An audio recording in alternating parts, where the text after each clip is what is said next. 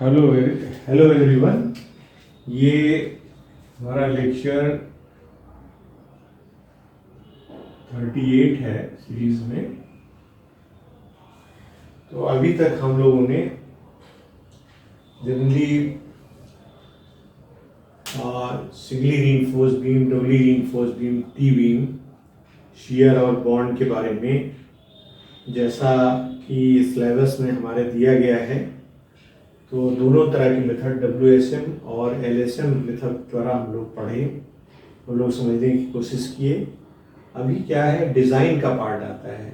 Design का part जो आता है, जैसे आप साइट पर जो काम करते हैं तो वहाँ पर जो बीम या कॉलम या स्लैब हम लोग डिज़ाइन करके साइट पर प्रोड्यूस करते हैं बना के, उस पर कैसे हम लोग काम करेंगे। तो यहाँ पर जैसे हम लोग ने थ्योरेटिकली पढ़ने की कोशिश की थी, तो अभी हम क्या करेंगे कि डिज़ाइन ऑफ ए बीम के बारे में डिटेल में समझने की कोशिश करेंगे कि इसमें कौन कौन से नॉर्म्स हैं और क्या कोड का प्रोविजन है, जिसको ध्यान में रखते हुए हम बीम को ओवरऑल डिज़ाइन करेंगे। तो इसमें स्टेप बाय स्टेप हम समझने की कोशिश करेंगे कि बीम में क्या क्या जो पार्ट है वो हमारा प्ले करेगा।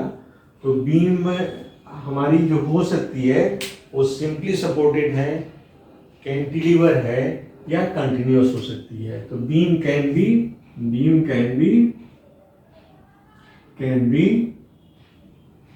सिंपली सपोर्टेड, कंटिन्यूअस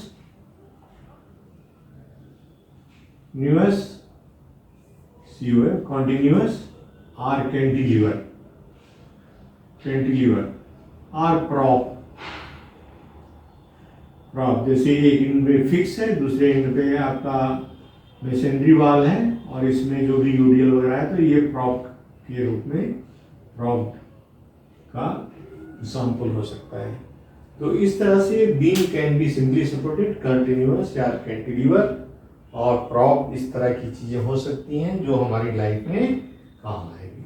तो इसमें आप देखने की कोशिश करो कि जैसे अगर हम स्ट्रक्चर फ्रेम स्ट्रक्चर में बनाते हैं, तो फ्रेम स्ट्रक्चर्स और मेसेंडरी स्ट्रक्चर्स, दैट इज मेसेंडरी, इसमें ज़्यादा टाइम नहीं लेंगे। मेसेंडरी स्ट्रक्चर मीन्स वाल वगैरह में है, वाल वगैरह यूज़ कर रहे हैं मेसेंडरी, तो वहाँ पर हम लोग सिंपली सपोर्टेड ले रहे हैं।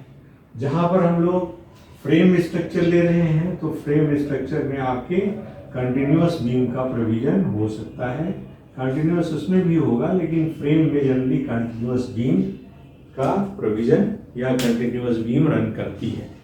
तो यहाँ पर वन बाय वन हम स्टडी करेंगे कोड की क्या प्रोविजंस हैं और कैसे हम स्टेप बाय इसको डिज़ाइन करेंगे, उस चीज़ को हम यहाँ समझने की कोशिश करेंगे। तो सबसे पहले जो डिज़ाइन का पार्ट आता है, उसमें बीम के लिए इफेक्टिव स्पान नंबर 1 पे जो चीज़ें आती हैं कि आप प्रभावी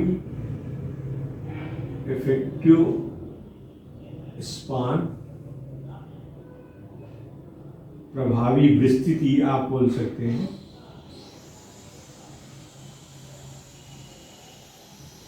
या धरन की प्रभावी लंबाई भी बोल सकते हैं। तो प्रभावी विस्तृति या लंबाई जो है आपकी सपोर्ट की कंडीशंस में, जैसे मान लो आपकी सिंपली सपोर्टेड बीम है, इस तरह से सिंपली सपोर्टेड बीम है, कोई भी यूडीएल या किस तरह से आ रहा है, तो दो चीज़ें यहाँ पर आपका पार्ट प्ले करेंगी। एक आपको समझने की कोशिश है LC माने क्या हुआ, that is clear span. Clear span क्या होता है कि face to face of support के बीच की डिस्टेंस, फेस ऑफ सपोर्ट्स के बीच, that is face to face distance between supports, इसको हम क्लियर स्पान बोलते हैं, या निर्बाध विस्तृति या निर्बाध विस्तृति भी बोलते हैं। क्लियर स्पान, स्पष्ट स्पान माने विस्तृति या लंबाई। और ये जो सपोर्ट्स है इनकी अगर सेंटर में आप चले जाएंगे, सपोर्ट का सेंटर है, ये मान लीजिए कि आपका 300 इसकी थिकनेस है 300, तो 150 इधर से हो जाएगा और 150 इधर से हो जाएगा। तो सेंटर सेंटर डिस्टेंस क्या होगा, LC प्लस 150 इंटू 150 प्लस 150 दोनों तरफ। This is your L centre to centre, this is called L centre to centre कहलाएगा। ये क्लियर हो गया। अब यहाँ L इफेक्टिव की जो बात आती है, प्रभावी जो लिया जाए तो वो क्या लिया जाए, that can be taken N LCC और LC clear cover plus D। ये क्या है, for simply supported beam, for simply supported beam जिसकी L क्लियर डिवाइडेड बाई 12 आपका स्पान जो विड्थ है, विड्थ ऑफ सपोर्ट, जो विड्थ ऑफ सपोर्ट है, विड्थ ऑफ सपोर्ट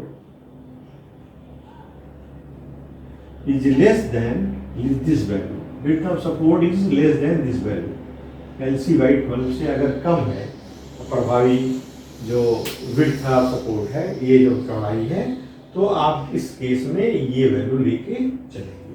तो यहाँ पर हम कोड के प्रोविजंस का जिक्र कर रहे हैं जो पेज नंबर 35 पे आपको दिया गया है, दैट इज, तो वन बाय वन हम करते हैं। Simply stated the fracture strength for member that is build not build regularly the shell be taken clear strength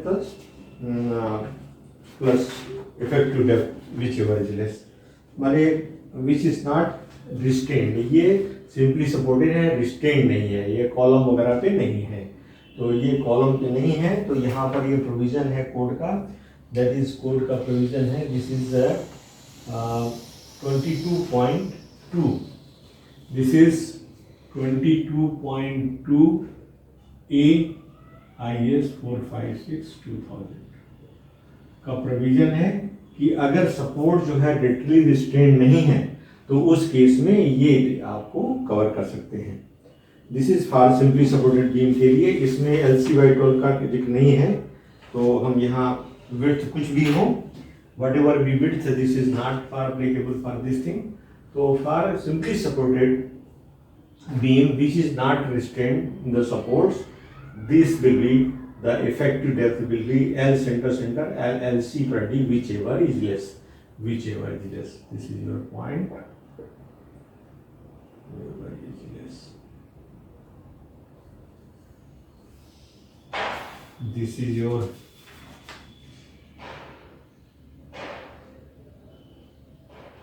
this is for applicable for simply supported beam and slab. This is for simply supported beam और slab, दोनों के case में ये effective span निकालने का तरीका होगा। दूसरा पॉइंट हमारा आता है कि कंटिन्यूअस बीम या स्लैब के लिए हम लोग क्या लेंगे। In case of B, A था वो बी था, दैट इज कंटिन्यूअस बीम और स्लैब। कंटिन्यूअस बीम और स्लैब के लिए हम लोग क्या लेंगे, अगर width of the, if condition है विड्थ ऑफ सपोर्ट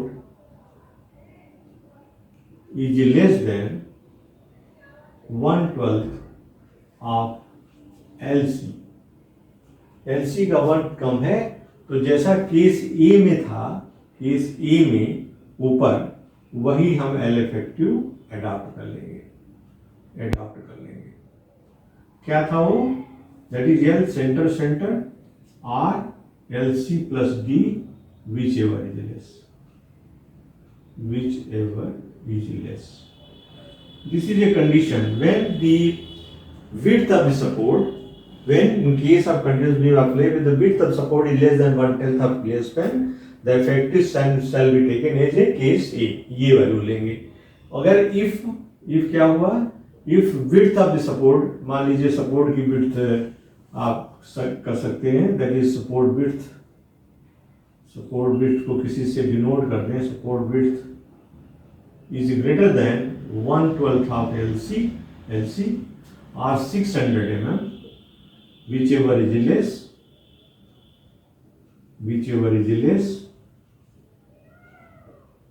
तो इस केस में L इफेक्टिव क्या होगा?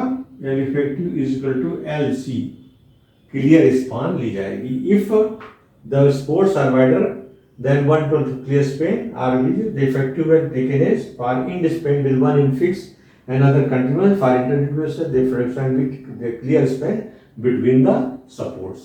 L effective will be LC, चाहे वो end span with one in fixed the end and one and the other continuous or intermediate span, the effective shall be clear span between support. ये आपका चाहे वो आपका ये फिक्स टाइप का हो, कंटिन्यूस इस तरह का हो, इंटरमीडिएट हो इस तरह का हो, सम में जो डिस्टेंस हम लोग लेंगे L effective equals to L C, this is L C, this is L effective equal to L C, this is again L effective equal to L C, that is clear span मिलेंगे। This is a case two. इसी में दूसरा part है the end span with one end free and other continuous. For end span with one end free and other continuous, अगर इसी में one and आपका यहाँ पर इस तरह की केस आ जाए, यहाँ पर आपका कैंटिलीवर पोर्शन अगर आ जाए, तो दूसरा केस हम लोग देखते हैं। जो this is A, this is one, अगर आपका कैंटिलीवर होगा तो कैंटिलीवर केस में if for end span one end free and other continuous, the effective span shall be equal to clear span plus half the effective depth of beam or slab, or the clear span plus the half width of discontinuous, whichever is less. For end span with one end free, for end span one end is free, one end is your free, suppose करिए, और ये यहाँ पर आपका दूसरा support है, इस तरह से है beam. For end span with one end free and other continuous, the effective span shall be equal to the clear span plus half the effective depth. This will be, मान लो ये सपोर्ट हमारा है, तो ये सेंटर लाइन है इसका, तो your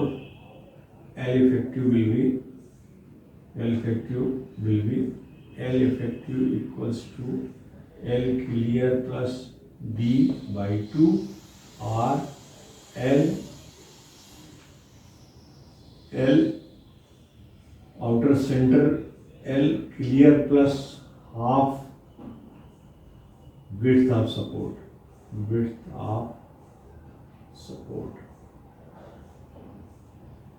discontinuous, whichever, इन दोनों में whichever is less. This is for this thing. This is a case B. ये हो जाएगा।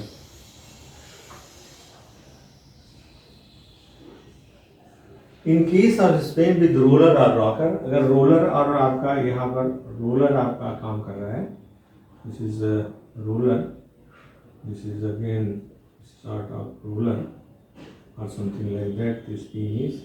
In case bearing से center L effective equal to L centre bearing के बीच की डिस्टेंस के बराबर होगा। अगर आपका रोलर है, this is a case C. इसके अलावा cantilever, effective length of cantilever shall be taken as is length to the face of support plus half the effective depth except where it forms the end of continuous beam where the length to the centre of support shall be taken. अगर ये cantilever beam है, अगर suppose करिए इस तरह से हमारा ये कैंटिलीवर बीम है, तो इस केस में जो हम L इफेक्टिव लेंगे, दिस इज योर LC, तो L effective equals to LC plus D by 2। अगर ये except where it form the end of a continuous beam where the length of centre support shall be taken,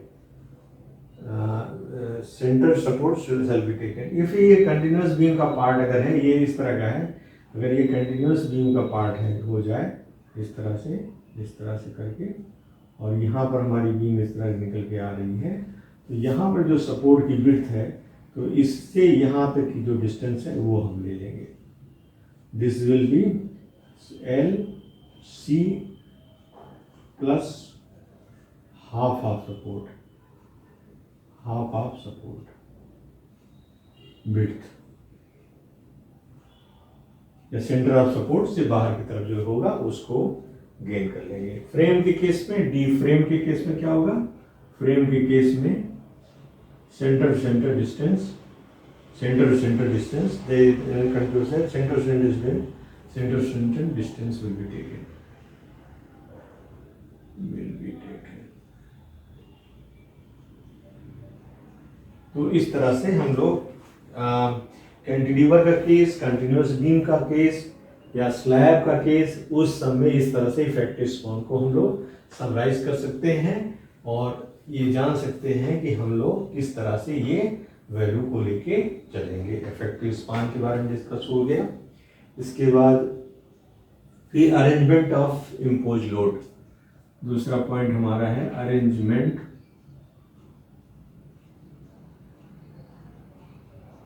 of span load. Span loads का arrangement क्या करेंगे? जिसमें आपको ये कोई beam है तो इसमें एक तरीका ये हो सकता है, अगर इसमें स्पान में 15% से ज़्यादा वृद्धि नहीं है, तो अगर वेरी नहीं कर रहे हैं, इस तरह के स्पान आपके हैं, तो for consumable limited to combination design dead load on all span with full design impose load on to adjacent span. If you take this dead load, सब पे डेड लोड आप लोड ले लेंगे, डेड लोड लेंगे और dead load लेंगे, plus impose load ले लेंगे, प्लस यहाँ पर इम्पोज लोड इस तरह से ले लेंगे। इस तरह से अल्टरनेट ये कह रहा है कि the adjacent span, dead load की जो एडजेसेंट है इसमें ले लेंगे। अगर स्पैन आगे बढ़ती है तो फिर यहाँ पर आपका ये जो, अगर इससे आगे बढ़ेगा तो ये वाली सपोर्ट यहाँ बढ़ेगा, तो यहाँ डेड लोड प्लस आइए हो जाएगा। तो इस तरह का कॉम्बिनेशन होगा। आर आपका हो सकता है this can be in this way, in this way, in this way, in this way. Impose load on सभी पे है। This is design load on all span with full design impose load on alternate. Means कि आपका design load सब में है, dead load, dead load, dead load, dead load, dead load, और impose load जो होगा वो अल्टरनेट पे होना है। जैसे मान लीजिए अल्टरनेट, जैसे आप डेड लोड है तो इम्पोज लोड आपने कर दिया, फिर डेड लोड आएगा, फिर आप इम्पोज लोड कर दीजिए। तो इस तरह का पैटर्न आप फॉलो करेंगे, dead load, impose load plus dead load, फिर डेड लोड, इम्पोज लोड, इस तरह से पैटर्न को फॉलो करें। Design dead load on all span with full design impose load on alternate span, alternate span पे आप इस तरह से करेंगे। तो आइदर आर कर सकते हैं, ये or, either or. Third condition ये हो सकती है जब dead impose load is less than 3/4 of dead load. जब ये is less than, if design impose load does not exceed 3/4 of design dead load, is does not greater than this, I load is less than 3/2, then the dead load plus IL will be taken on all spans पर eligible. तो ये हम criteria इसमें follow करेंगे dead load और impose load के लिए, ये 3 क्राइटेरिया। और ये क्वेश्चन आपके SSC JEE वगैरह में भी पूछा जाता है कि अगर ये 3/4 है तो आप पूरे स्पान पे किस तरह से लेंगे। This is one point. और हम जल्दी इसके आगे बढ़ते हैं। इम्पोज लोड के बाद फिर हम क्या कंडीशंस आएंगी, विल डिस्कस। इसके बाद फिर हम डिस्कस करेंगे कि moments and shear coefficients, moments and shear coefficient. Moment and shear coefficient हम लोग डिस्कस कर रहे हैं। इसमें हम लोग इसमें आ जाएंगे तो इसमें जो पॉइंट हमको दिया गया है कि टेबल 12 और 13 यूज करेंगे। और जनरली जो स्पान होंगे, स्पान में जो वेरिएशन होगा में हैव 15% का चेंज हो सकता है, अप टू 50%, अप टू 15%। अगर 15% से अधिक है तो हम थोड़ा सा प्रोविजन करेंगे इसमें। अगर if L more than variation more than 15%, तब हम क्या करेंगे, थोड़ा सा ध्यान देंगे, वो उस पर हम डिस्कस करेंगे किस तरह से। ये for moment support where two unequal span meet or case where the spans are not preloaded और the average of two values are the negative moment at support will be taken. तो यहाँ पर वो चीज़ हम अभी डिस्कस कर लेंगे। अभी हम इसके बारे में डिस्कस कर रहे हैं moment and shear coefficient. Means moment में WL से कोफिशिएंट जो होगा उसको करके हम लोग इस तरह से करते हैं, that is bending moment coefficient जो यूज करेंगे। उसमें हमारा है टाइप ऑफ लोड आपका है नंबर 1। दूसरा है near middle of end support,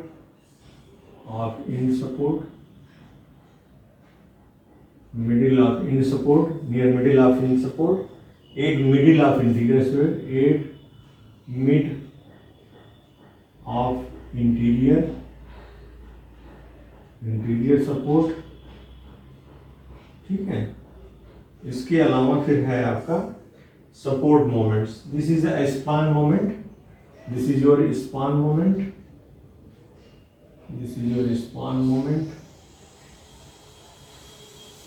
and this is your support moment.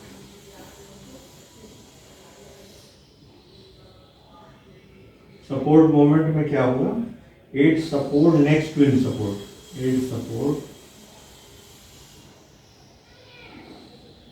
Next to end support और 8 अदर इंटीरियर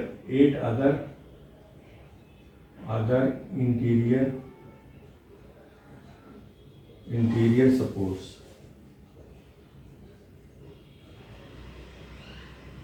तो इस तरह से नियर मिडिल आपका टाइप लो 1 2 3 4 5। तो यहाँ पर क्या है कि अगर आप लोग डेड लोड और इम्पोज लोड लेते हैं जो फिक्स है, तो उसकी केस में near middle of end support, this will taken again +1/12, this will taken +1/16, this will taken -110 by, this is -112, this is taken like this, अगर आप इम्पोज लोड ले रहे हैं केवल, this is not fixed, impose load not fixed. Dead load तो आएगा, impose load के case में आप लेंगे +1/10 +1/12, this is -1/9, this is -1/9, this is -1/9। this value you can understand कि आप अगर कंटिन्यूस मान लीजिए बीम है आपकी इस तरह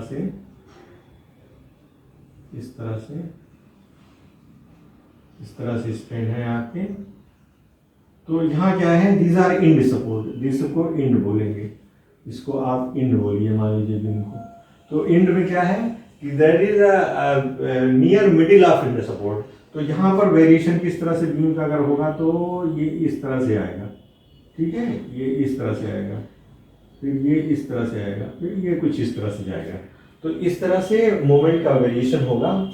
तो यहाँ नियर मिडिल माने ये जो पॉइंट है, ये पॉइंट है आपके इंटीरियर ये है और ये इंड वाले ये है। तो यहाँ पर देखिए near middle of end support, तो ये पॉइंट आपको आएगा, दिस इज 112 प्लस में, दिस इज आल्सो +1/12। ये केस यहाँ पर है जब आपका डेड लोड इम्पोज लोड है। अगर यही चीज यहाँ आ जाएगा तो +1/10 यहाँ हो जाएगा और +1/10 यहाँ आ जाएगा, और इसके मिडिल जो यहाँ पर इसके बाद सेकेंड पार्ट जो आपका आ रहा है यहाँ आ जाएगा, this is +1/16 and this is +1/12, right, this is +1/16, this is +1/12। ये इस तरह से वेरिएशन करेगा जब आप यहाँ पर आप लगा रहे हैं dead load plus impose load जो कि फिक्स है, और जब आप यहाँ पर लगा रहे हैं इम्पोज लोड नॉट फिक्स्ड, उस केस में ये वेरिएशन आएगा। इसमें अगर आपको मोमेंट निकालना है तो moment equals to coefficient multiply by W into L। W is a design load, W is design load, design W equal to design load and L is equal to effective length, जैसा पहले हमने बताया था। तो ये case हो जाएगा। अगर आप ये negative at support next to end support, तो ये पॉइंट आ जाएगा, यहाँ पर आपका ये पॉइंट आएगा। तो यहाँ पर क्या है, this is -1/10, this is -1/10, this is also again -1/10, this is and -1/12, यहीं के इसके जस्ट बगल में 1/12, दिस इज अगेन -1/12। और फिर यहाँ पे क्या है, यहाँ पर -1/12, दिस इज -1/12, राइट। तो इस तरह से आपका जो लोड का डिस्ट्रीब्यूशन है इस तरह से होगा, और उसको कोफिशिएंट से मल्टीप्लाई करके इस वैल्यू को आप फाइंड आउट कर सकते हैं। This is the table 12, this is called the table 12 IS 456 2000 page number 36। तो इस तरह से आप वैल्यूज को आप फाइंड आउट कर लीजिएगा। डेड लोड इम्पोज लोड है तब कैसे कहाँ क्या वेरी करेगा, ये चीजें आपको आ जाएगी। तो अब यहाँ मिटा के हम टेबल 13 मिटा रहे हैं, जिसमें कि शियर कोफिशिएंट को कैसे आप लोग यूज करेंगे। तो ये एग्जामिनेशन में भी आता है, इसलिए उसको ध्यान रखने की जरूरत है कि हम 1 12 16 है या 1 10 12 है, और 10 12 माइनस में भी है, फिर -1/9 है। तो वो जनरली आपका चीज़ें आपको मेमोरी में आ जाएगी। दिस इज टेबल नंबर 13 में हम लोग जो पढ़ना चाह रहे हैं, that is shear coefficient. This is called the shear coefficient जो आप लोग यूज करोगे। शियर कोफिशिएंट में टाइप ऑफ लोड्स हो जाएगा, टाइप्स ऑफ लोड जो आप यहाँ यूज कर रहे हैं। तो दो लोड यूज करेंगे, एक तो आप dead load plus IL use करेंगे, दूसरा आप IL जो है वेरिएबल या नॉट फिक्स्ड है, नॉट फिक्स्ड, ये है फिक्स्ड। वही सेम टाइप के केस में है। तो 8 इंड सपोर्ट्स होंगे, और इसके अलावा इंड सपोर्ट्स होंगे, इसके अलावा हमारे पास 8 सपोर्ट नेक्स्ट टू इंड पे, 8 support next to end support मान लीजिए। तो इसमें दो पार्ट आएंगे नेक्स्ट इंड सपोर्ट में। जैसे आप तो करोगे तो यहाँ पर दो पार्ट आएंगे, एक पार्ट आपका इस तरह से आएगा, दिस इज 2 पार्ट में आपके आएंगे। एक तो आउटर होगा, आउटर साइड, और दूसरा इनर साइड होगा, इनर एक आउटर होगा, एक इनर साइड होगा। 8 the all other interior supports, इसको हम लोग अभी फिगर के द्वारा डिस्कस कर लेंगे। तो यहाँ पर पहले सपोज करिए आपका ये डेड लोड है आपका, प्लस इम्पोज लोड फिक्स है, उसके लिए क्या वैल्यू होगी यहाँ पर 8 end supports, this is 1, this is 2, this is 3, 4 and 5। तो यहाँ पर है 0.4, this is 0.4, this is 0.6, this is 0.55 and this is 0.5, ठीक है। और यहाँ पर है आपका 0.45, this is 0.6, this is 0.6 and this is 0.6। यहाँ पर 0.45 के बाद 0.66 है, ये आपको वैल्यूज आ गई हैं। और अगर इसमें कोफिशिएंट्स में आप अगर W से multiply coefficient will give you shear force is equal to this value आप निकाल सकते हैं। तो यहाँ पर आप देखोगे एक सिंपली सपोर्ट का काम कर रहे हैं हम लोग इस तरह से, और ये इस तरह से मान लीजिए ये वैल्यूज आपका सपोर्ट्स हैं। तो end supports 8 end support, this is your end support, 8 end support लिखा है, 8 इन सपोर्ट्स। तो इन सपोर्ट्स ये हैं और ये है इन सपोर्ट्स। तो यहाँ वैल्यू कितनी हो जाएगी एक पॉइंट में, दिस इज 0.4 इंटू डब्ल्यू, और यहाँ पर कितना हो जाएगा 0.4 इंटू डब्ल्यू। और इसके बाद से क्या है आउटर, आउटर क्या है ये वाला पॉइंट है, ये आउटर पॉइंट है, this is 0.6 W and this is 0.55 W, this is interior, intermediate क्या है 0.5 at all other interior supports, interior support ये है इंटीरियर सपोर्ट। तो यहाँ पर क्या हुआ दिस नेक्स्ट लिखा है at support next to end support, outer side में क्या हुआ this is your 0.6, this is your 0.55। इसके अलावा यहाँ इंटीरियर में ये आपका 0.5 एंड दिस इज योर 0.5 हो जाएगा। इस तरह से आपका वेरी करेगा। और यहाँ पे क्या हो जाएगा this is with fix load 0.4 और यहाँ पर हो जाएगा 0.6, this is also 0.6, this is 0.6, this is 0.6, this is 0.6, this is 0.6 and this is 0.45। This is your variation, this is your variation of shear force. तो इसका डायग्राम आप draw करके इस वैल्यूज को आप लोग फाइंड आउट कर सकते हैं। तो इस तरह से आप शियर कोएफिशिएंट को अपनी डिजाइन में यूज करेंगे। जब हम प्रॉब्लम करेंगे तो इस पे रूबरू होंगे। नेक्स्ट हमारा जो चीज आती है जो हमें ध्यान रखने की जरूरत है वो नेक्स्ट हम पॉइंट पढ़ते हैं, that is a critical section for shear end moment. Critical section for shear force, shear end moment. तो मोमेंट के लिए आप जनरली देखते हैं कि जो क्लास में सिंपली सपोर्टेड बीम है तो आपका जो मैक्सिमम मोमेंट आता है वो जनरली यहाँ मिडिल में आता है। ये आप यहाँ पर फाइंड आउट कर लेते हैं इस तरह से, दिस इज WL_2 इस तरह की चीज़ों में। अदरवाइज आप क्या कर सकते हैं, this can be for monolithic construction moment computed the face of support shall be used in the design of member A dose section. For non monolithic construction design for member, अगर for non monolithic है, non monolithic के लिए ये use कर लीजिए monolithic, और monolithic के लिए आप क्या करेंगे फेस ऑफ सपोर्ट पर आप देख लो क्या मोमेंट आता है वहां कर लेंगे। और शियर के लिए जो आपका शियर वैल्यू जो कुछ भी है आप सपोर्ट है मान लीजिए, तो ये कोई भी वैल्यू हो सकती है सपोर्ट्स है, तो सपोर्ट्स पे शियर के लिए वैल्यू जो है फेस से डी डिस्टेंस इफेक्टिव डेप्थ के डी पर ये this is a critical section, critical section. तो इसमें आपका जैसे मान लीजिए कि आप जैसे सपोज करिए कि कॉलम है आपका, this can be 3 figure, this